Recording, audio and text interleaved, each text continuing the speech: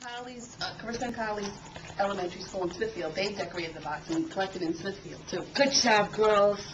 So, girls, want to all get in this? Is a good plan? Yeah, come on, girls, get in the video. No, she just, This is good. That's why I right. collect them. Well, this is very nice.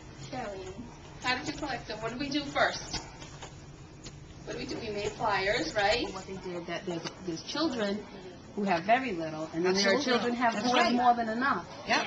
And it's hard to tell the ones who don't have these types of items because they're not seen, Because they're not asked for. this is the thing. People don't realize, sometimes we don't realize how lucky we are that we have face socks and undergarments and T-shirts and things like that. And some babies don't have diapers, right? And they get wet and they get rashes, so this is so nice.